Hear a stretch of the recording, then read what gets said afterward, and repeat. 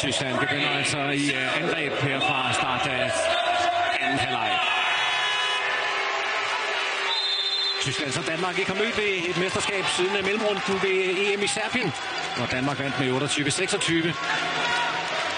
Sejr, der betød, at Danmark fik mulighed for at gå hele vejen frem til finalen og blive europamester.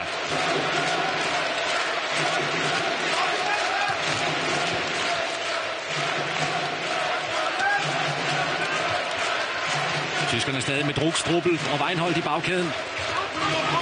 Og faktisk ikke ændret noget som helst. Struppel og Magne underhånd. Langt udefra, Landin ikke helt på stikkerne.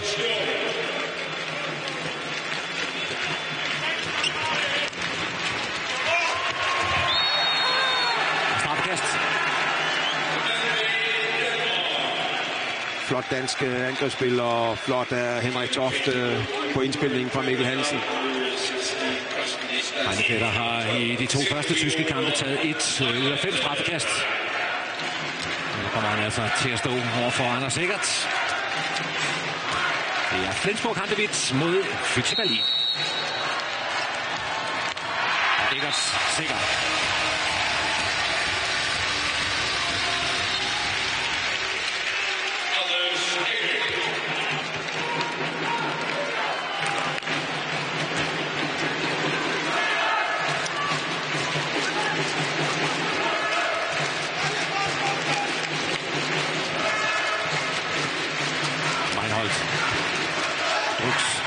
Struppel.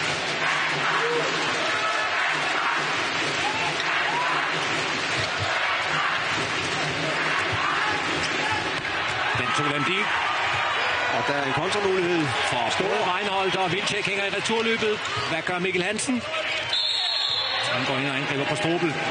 Tyskerne kommer hjem og bliver positioneret forsvarsmæssigt.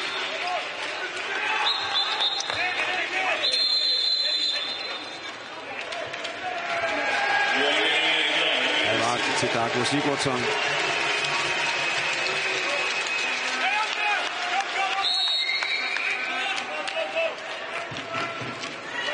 Mikkel Hansen i hopla. Mads Christiansen har spillet stor første halvleg. Og lige Rasmus Lauke.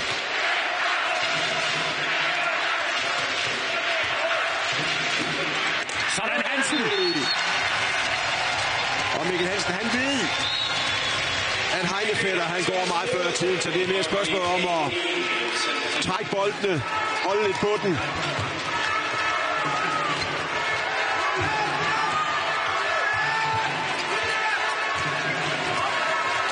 Rødski. Ja, tyskspil. Det foregår omkring Anders Sikkert. Kan simpelthen ikke følge med.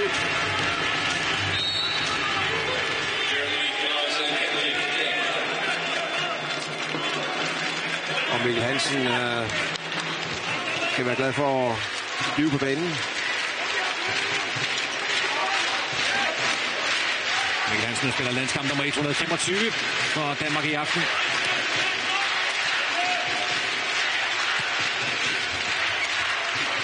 Rasmus Lauke. Hansen. Mads Christiansen. Rødski når lige og piger til bolden fra diagonalbolden fra Mads Christiansen.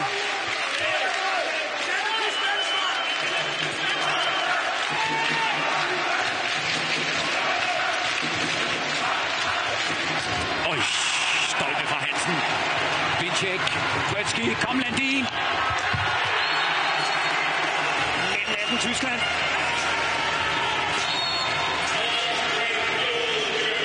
Satser lige så meget på kontrafasen, som danskerne gør.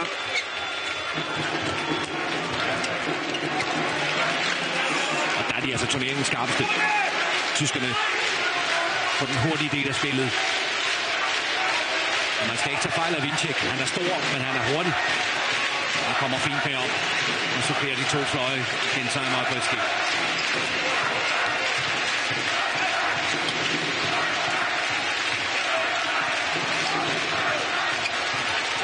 Mads Christiansen. Og prøv billedet igen, så prøv at se, hvor Heinefetter, hvor hurtigt han går, hvor langt væk han er. Han har kastet sig ud til det lange hjørne. og satte sig fuldstændig på en side. Det ved Mads Christiansen, det ved Mikkel Hansen, og jeg er sikker på, at Rasmus Lauke også ved det.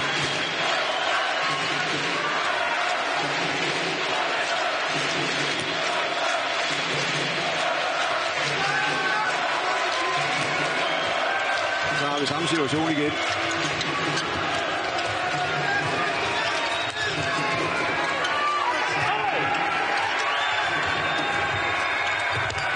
Landin på plads. Vigtigt med en redning på Weinhold. Mikkel Hansen. Og frikast. Men det er en aften, hvor Guðmundur spiller smalt.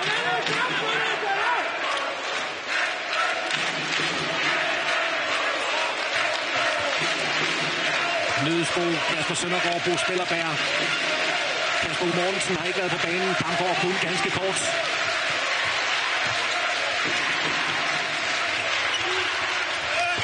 Sådan! Ja, det er altså... Jeg skulle ikke til at sige en Gønsborg er vores bedste stregspiller. Vi er altså... ærligt indrømme, at Henrik Toft gør det rigtig godt med den der lange arm.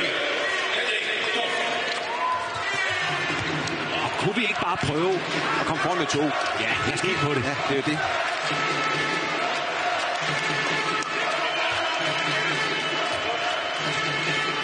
Og det er så intenst, og det er så tæt, og det er så meget kraft, og så meget satsen på løb.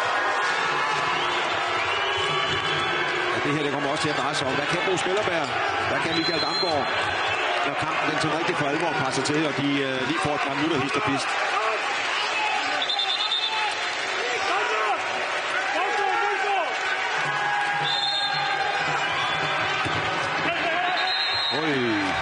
Det gjorde på Henrik Mølgaard. Ja.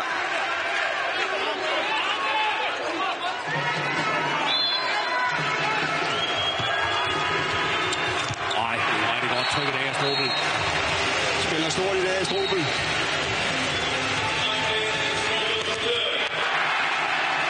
Og den var læst. Grønt skæb. Og så du, hvor hurtigt det gik fra redningen fra Heidevetter. Han kaster bolden nærmest lidt. Ja. Op til, og det er fordi han læser, når han læser skuddet, så har han jo redningerne, hvor bolden er inde på kroppen af ham. Fordi han går så meget før tid. Her er Landin uden chance. Sceneskift. 12 mål fra de to fløje fra Tyskland.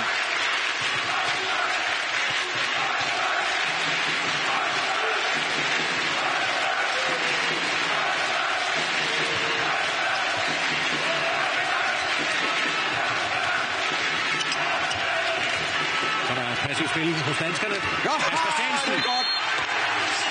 Mads Christiansen. Danskerne skal lige vende sig til nu her, at han altså har givet lov til at spille bold.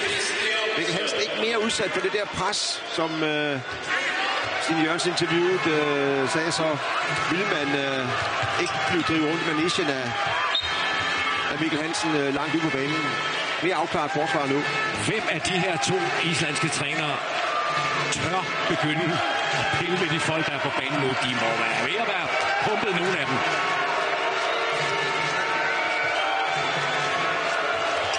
Weinhold. På kant af skridt. Frikast.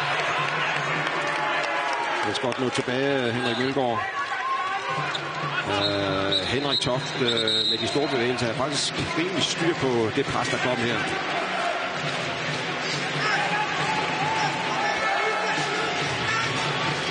Så kommer Vindtjek ud. Mikkel er ind og spille på stregen hos tyskerne.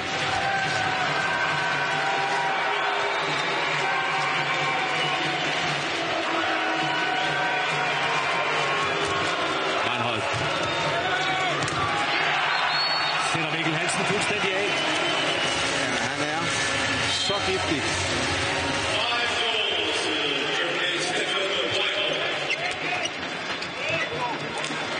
Landin bliver taget ud. Jannik Gren kommer ind. Jannik Gren nu også til daglig i den tyske Bundesliga hos Magdeburg.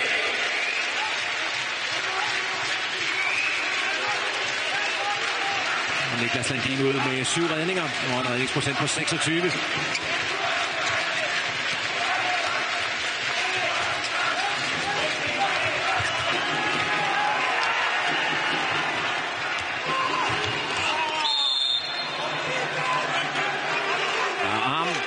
på det danske angreb.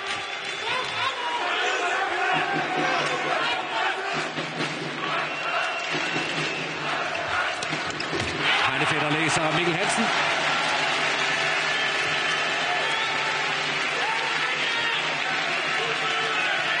Mikkel Hansen får en forsvarspause. Rasmus Lauke ind og subsidierer. Det ser tyskerne med det samme. Og der bliver lige aftalt lidt op ad banen her. Og Fekkeler lægger sig ind omkring Rasmus Lauke og bevæger sig nu væk.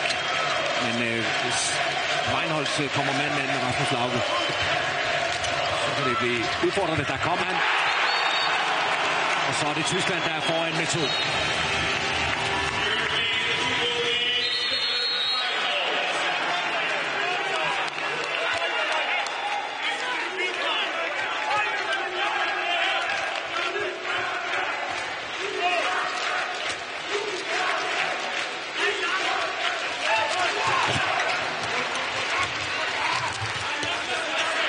Det er Heidefætter, der har fat i den lange ende lige nu. Ja.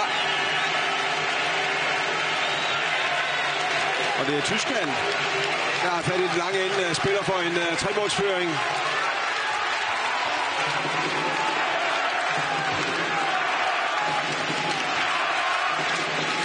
Og en dansk defensiv, der har det svært. Rundgangen kommer her med Bickel og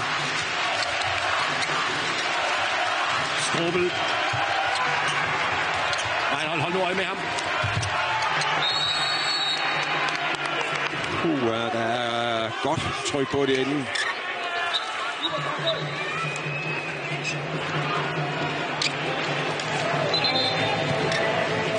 Tyskerne er tæt på at være tvunget til afslutningen.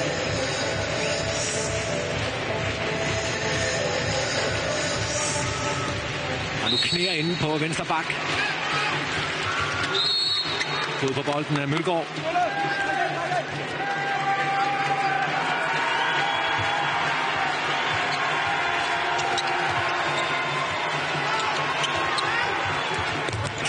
Og frikast og udvisning til Henrik Mølgaard.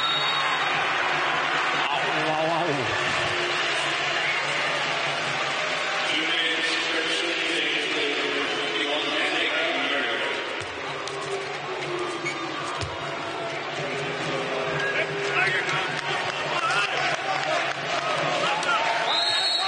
Det er presset dansk landshold i Doha.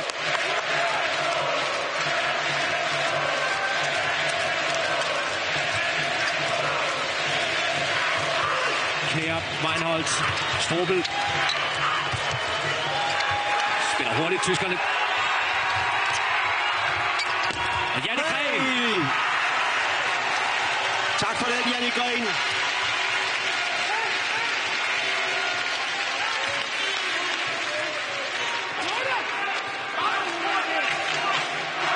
Mandsopdækning af Mikkel Hansen.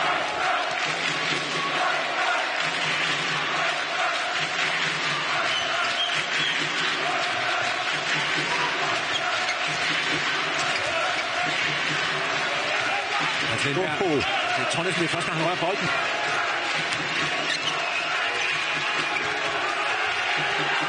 Passivt spil. Rasmus Lauke skal finde på noget.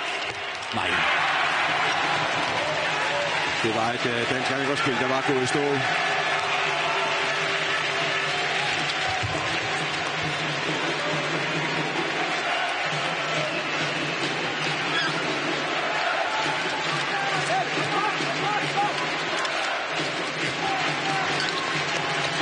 Meinholz. Knæer. Strobel.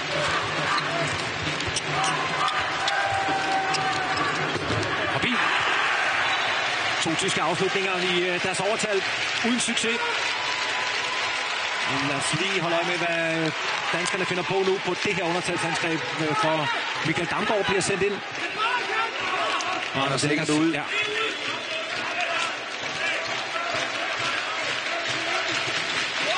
Der går fyr for at overleve den periode her. Men at tyskerne får skabt yderligere afstand. Danskerne gambler nu. Ind med René Toft. mand med de 2 udvisninger.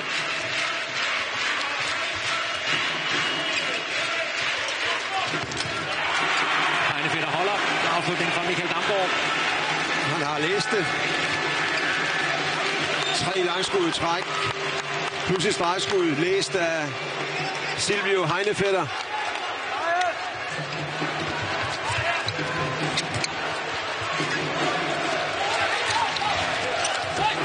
Det er Krøjskær gentimer i samarbejde. Og så er tyskerne for første gang foran med 3.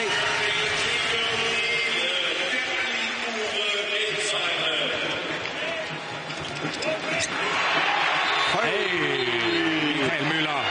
Farvel. Uden dig. Alt for overgivet. Timeout fra Gudmundsson. Jeg tror, han er på vej til at sætte Kasper U. Mortensen ind på venstrefløj. Der er et kvarter tilbage. Dansk landshold på gyngende grund herude i ørkenen i Doha i Katar. Nu er der altså pres på. Du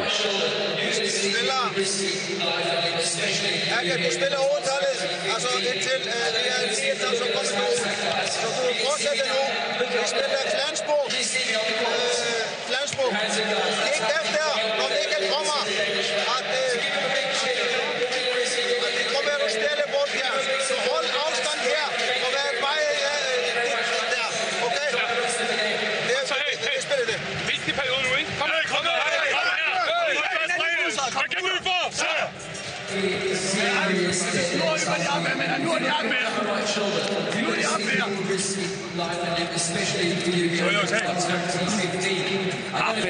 Abwehr. Det handler om deres forsvarsdel nu. Tyskland. Hier drauf. Komm mal hier, versuch mal hier gegen die. Lass die lieber hier nach außen. Die Richtung passen. Und Gänse, zeig dich, aber geh zurück. Wir lassen im lieber, es ist 1 und 2 hier. Jungs, in Eingriff. Johnny kommt raus.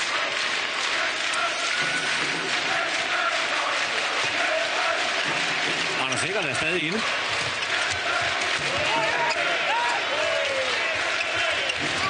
Mads Christiansen. Anders Sikkert. Ja. Det var roen. Dansk reducering. -2.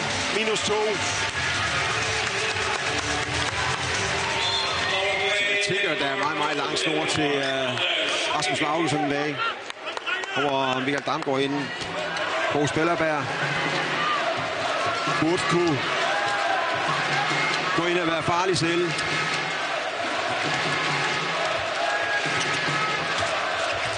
Reinholdt. Vincek over. Og der er plads til ham. Hold nu ved. Brooks.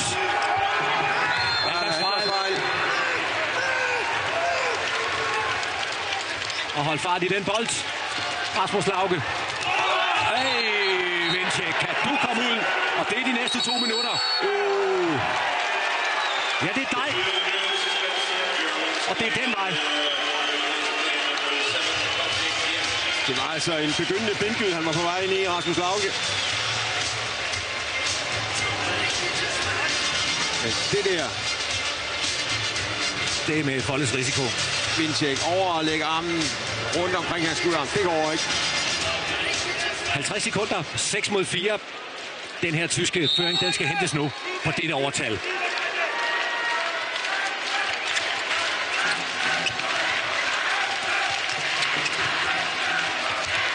Rasmus Lauge, Mikkel Hansen får der plads. Anders Sikkert, du kan. Ja! Ja!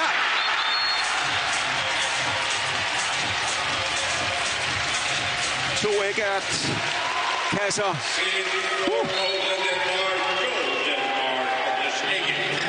32-årig Anders Sikkert med 135 landskampe for Danmark.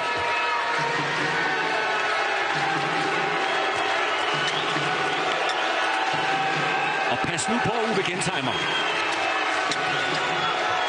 Og Steffen Reinholdt.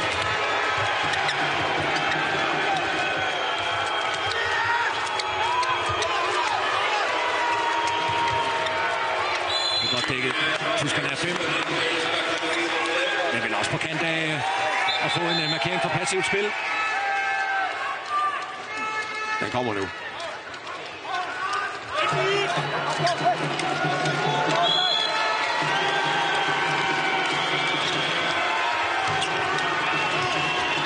Mikkelær. Nej. Dansk forsvar, der pulser frem. Så fokuserer på det, der foregår ude midt på banen, og der er ikke nogen det anden gang, der kommer sådan et løb ind bagved. Ingen kommunikation, ingen registrerer det.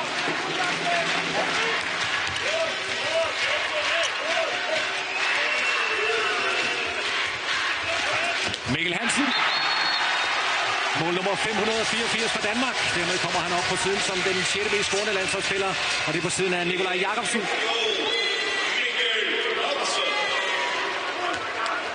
Det er sådan et snit på 4,6, han har per kamp, Mikkel Hansen. Og det må han gerne blæse forbi i dag. Langt forbi. Og langt over.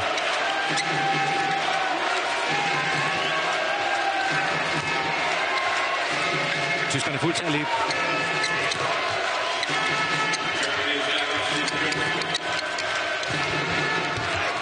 Frem af den. Og lad os bare få tempoet.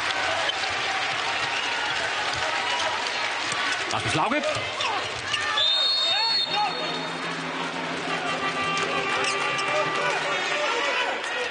Så begynder der at blive skiftet nu hos tyskerne. Erik Schmidt sendt ind i midterforsvaret. Og så kommer Bo Spillerberg i aktion. Og der er ikke plads til en koldstart Spillerberg.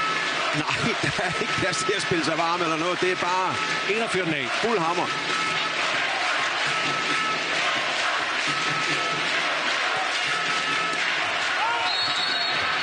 Starter med at tabe den.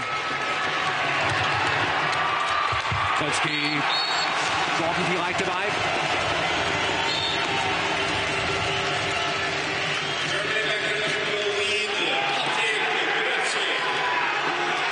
Altså, jeg tror virkelig ikke, at René Toft han lå sig falde med vilje. Det er jeg bare nødt til at sige. Det var et skub i ryggen. Kasper U. Mortensen er sendt ind på venstre fløj. Det kan virke overraskende lige på det her tidspunkt. Nej, det kan ikke virke. Det er overraskende.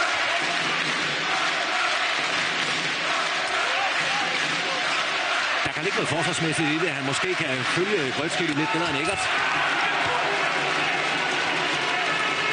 Mikkel Hansen pareret. Og frustreret. Ja. Er fat i Michael Müller.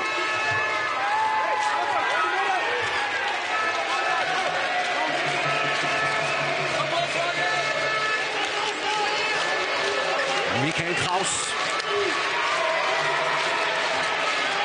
Nu tager han på det her tyske hold. Nu som spilstyrer. Så der fortsat en god arm på ham. Og hvad skete der omkring René Toft?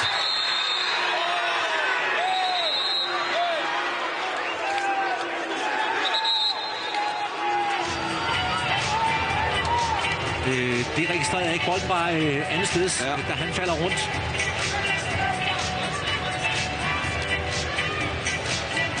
Lad os lige prøve at komme ned til dig, Lars Christiansen. Du sidder nede bag den danske bænk. Fornettede du noget med René Toft? Altså det ser ud som herfra, at der er en spiller, der løber direkte ind mod ham, og som er albuen højt. Men det er også det, de danske spillere markerer herfra. Men om det er tilfældet, det er lidt usikkert at sige. Ja, tv-billederne findes åbenbart heller ikke. Måske kommer de her. Det er den der. Det er altså hovederne, der brager sammen. Det er ikke høj albue.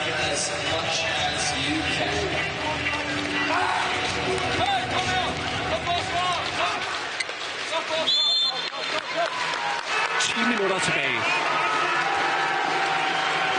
Tyskerne nu med Michael Kraus. Reinholdt. Nej, Jannik Gren giver masser af plads.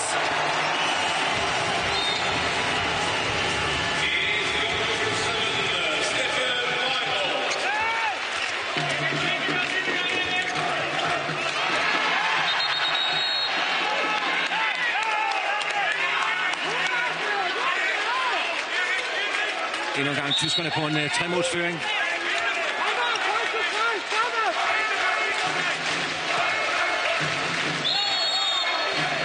virkelig et aggressivt tysk hold. Med kampgejst uover det sædvanlige. Erik Schmidt er kommet ind i det centrale forsvar. Banane! Ja, Mads Christiansen kan stadigvæk.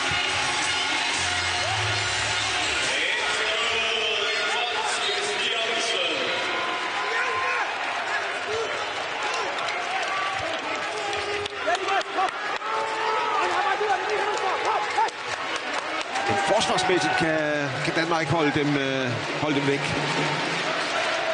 Og vi mangler også de afgørende redninger. Og får sig kun 2 stykker til Janne Gren.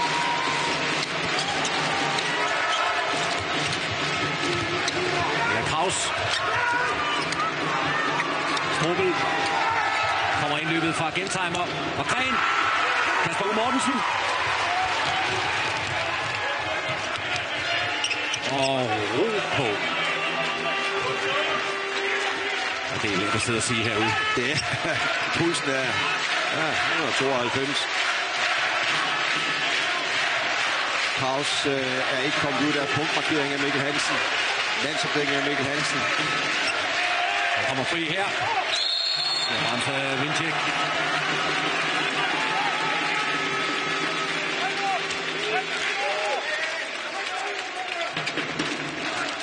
Spillerberg. Ja, Spillerberg! 26-27 efter 23 minutter af anden halvleg.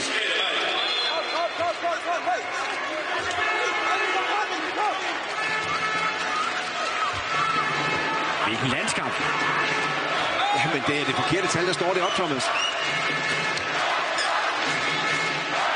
Endnu.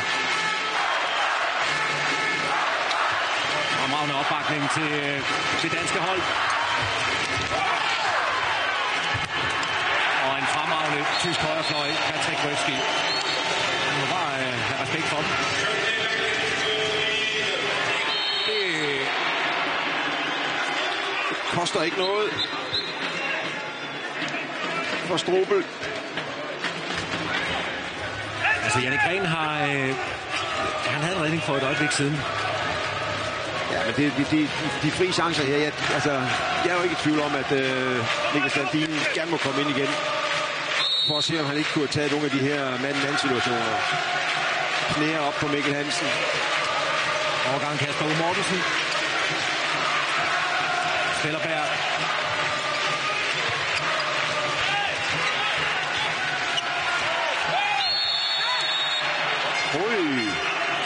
Hvor var Michael Møller hen, der er pænt i feltet.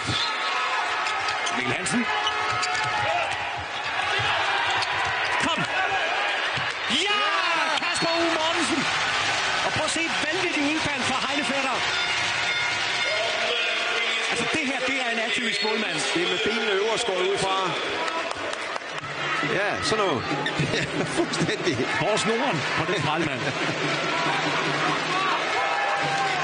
Heine Fætter spræl, du bare forgæves de næste 6 minutter. Men forsvarsmæssigt er Gudrun Gudmundsson nødt til at tænke over det næste træk, for i øjeblikket, der spiller tyskerne bare deres angreb stille og roligt til store chancer.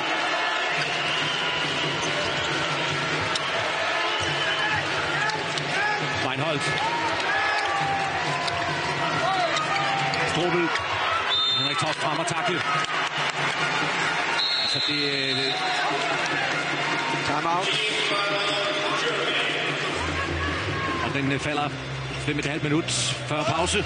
Undskyld for afslutningen. Spiller vi Barca højre med Vandebold og bakkeudgang. Hvis jeg ikke kan spille ham lige helt frem på Mikkel, kommer jeg. Hvis han kommer helt frem på Mikkel, så spiller vi det med Vandebold. Og den næste mulighed er efter det at spille det med Minsk. Vi spiller det første Vandebold, hvis vi kan. Okay, så kigger vi efter det at få bakkeudgang uden bold. Er det klart? Hey, Krog! Okay. Hey, kom nu! Vi har det i forsvar nu, mand! Tempo wechseln. Wir dürfen nicht jetzt zu lange spielen. Wir sind relativ flott anfangen. Spielen hier rechts. Und Martin, versuch mal hier ein bisschen den Zweier wegzunehmen. Hier, guter Pass, Demi. Und Steffen geht 1-1. Jose.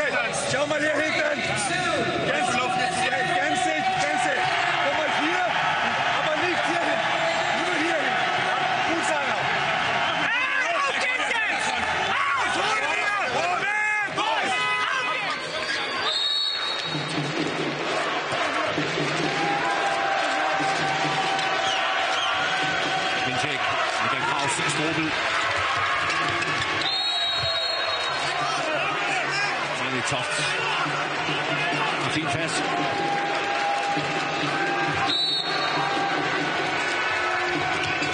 Gensheimer. Grebet ud af Gren. Det er for udligning Danmark. Hans Lindberg. Ja! 28. Det er stærkt Hans Lindberg. Første gang han kommer til afslutning i kampen. Så slår han til. Og det var en griber. Det var en tysk tremålsføring, der blev et igen. Ja, Gensheimer med en hasarderet afslutning. Grebet ud af Jannik Gren og kontrafasen. 28.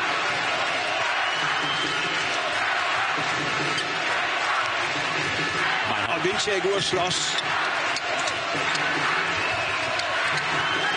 Brooks er tilbage på venstre bak. Får pause til ham. Michael Krause er ude. Og han rider sig fri her. En Vinček, der laver en masse ballade i det danske forsvar.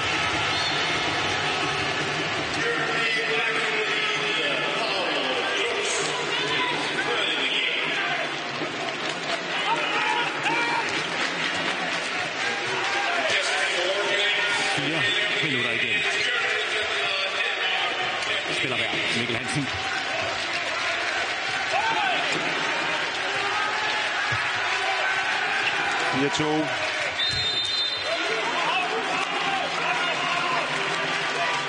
Bakovergangen kom fra Mads Christiansen som aftalt.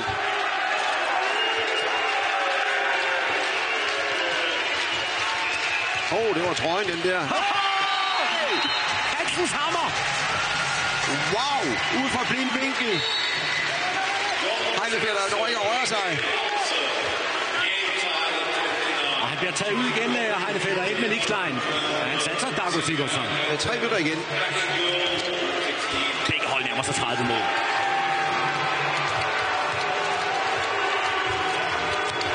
Weinhold.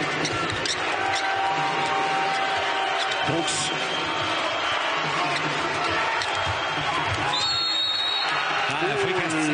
For inden. Fløjtet frikast. Weinhold på en af sine sædvanlige spacereture.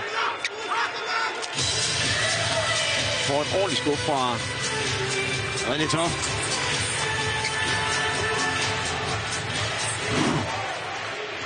Vi tager en dyb indånding. Vi tager 2 dybe indåndinger.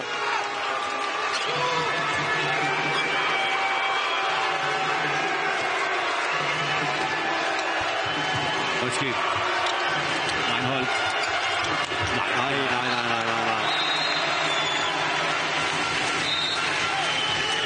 Så Danmark på jagt igen.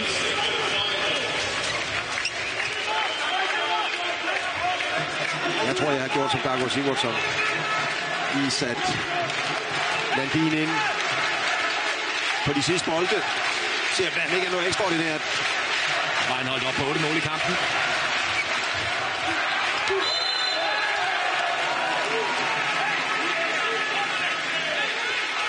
To minutter.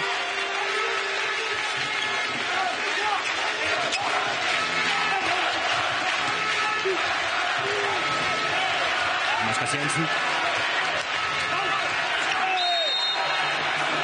Tyskerne naturligvis voldsomt opmærksom på Mikkel Hansen.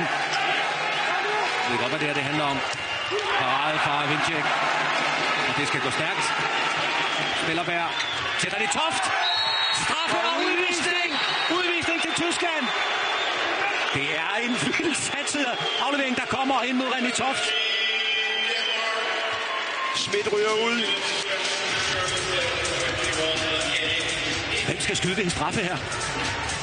Ja, de plejer jo ikke at tage Anders Eggert ind på, når han har været ude, så det er Hans Lindberg. Eggert har brændt de gange, hvor han er kommet fra bænken.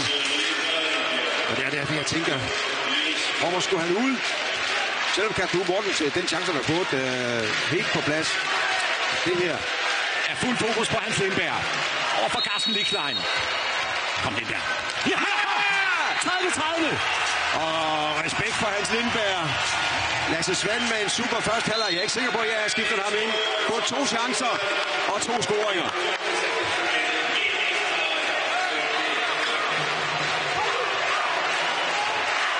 dansk overtal. Det ligger til Danmark. Alle op at stå. Hvad med en mandsopdækning af Weinholdt? Jeg siger det bare. Han trækker rutineret et frikast her. Begge trænere har mulighed for at tage timeout. Tag ham væk. Tag Weinholdt væk. Jeg kan ikke lide, han ligger der. Strobel. Weinholdt. Kasper, hold øje. Det der kan ikke... Ja, okay. Det er fint. De får ikke lov at køre den her hjemme. Altså, der kommer snart kæmpe for passivt spil.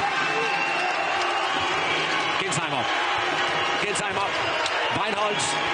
Markeringen for passivt spil. Hjelm! Gren, hvad gør de her? De fløjter frikast. Tiden går. Den er stoppet nu. 33 sekunder.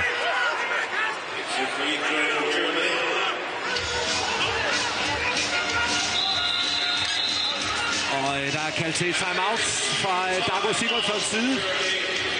Et totalt tæt opgør fra start til slut. Det her, det kommer 3 meter kast her. Det er overtal. Og Sjønkart kommer ind. Vi står 2 her. Og vi skal passe på at fløjen, hvis han er ikke med i det. Og det her. Og så er det bare sammen. Vi møder ham her. Og det her. Og så holder de bolden der. Vi skal være klar til det her. Det er hjælpeforsvar. Og hvis han kommer forbi, kommer Mikkel ud. Hvis Sjønkart kommer, og de fløjer, kommer ud. Han kan hoppe og gå ned igen. Pas på det. Pas på det, for. Vil du spille 6 overgange, eller vil du spille Flensborg? Ja, det er fint. Kom, Arme oppe. Vi har en halv minut igen. Kom nu. Alle sammen over. Der gik mig her.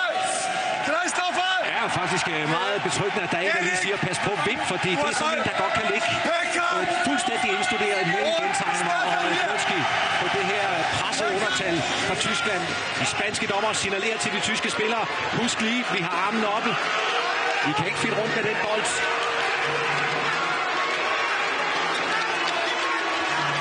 Og vælger de store drenge, skal med hjem og dække op. Weinholdt. Nyt frikast. Og tiden er stoppet. 26 sekunder igen. Og det, der er så afgørende ved den her kamp, det er altså at komme ind i opdelingsfinalerne og få den bedste modstander. Pas nu på Sjønkart. Han kommer ind, og ham spiller de til. Han er her, Sjønkart. Ja! Men der er parade på. Han tager sig god tid. Det kan ikke få lov at gå længere, det her. 12 sekunder. Nej, de får lov til at spille tiden ud. Det er chokerende. 8 sekunder. Det var, hvad det var, da Lazarov han lavede ballade for 3 år siden. Ja, det kan ikke nås det her. Det ender uafgjort. Og det vil tyskerne være jublende lykkelige for. Et langt angreb til sidst fra tyskerne. 30-30 i den her kamp. Altså det, nu skal vi ikke forudse, at alt kan ske, men det sikrer jo efter al sandsynlighed Tyskland førstepladsen i den her gruppe D.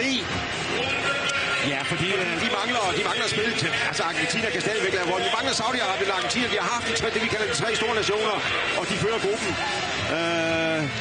Og vinder de kamp, så er de nummer 1. ja, for Danmark står nu efter 3 kampe med 4 point. 2 islændinge siger tak for kampen. Men det vil jo i hvert fald i efterbearbejdelsen af den her kamp tale meget om det var retfærdigt nok, at tyskerne fik lov at bære bolden så lang tid rundt.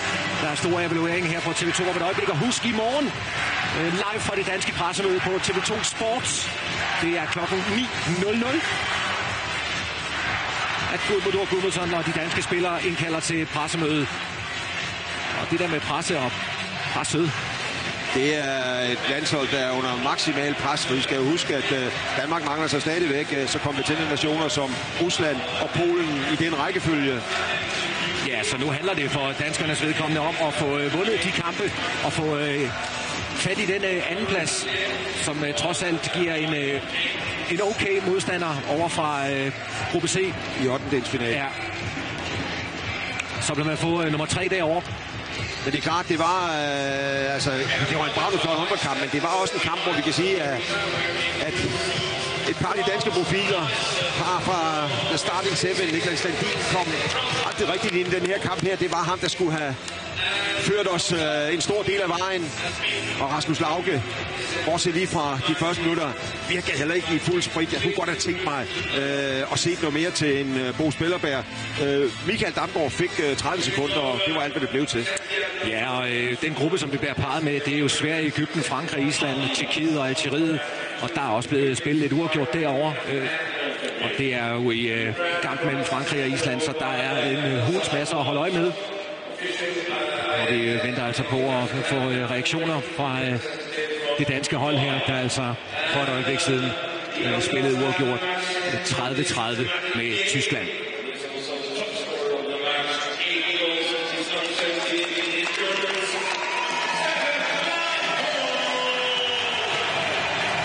Så mens de står og laver lidt formelle ting der, så prøv lige engang at se de her billeder af Mikkel Hansen efter kampen.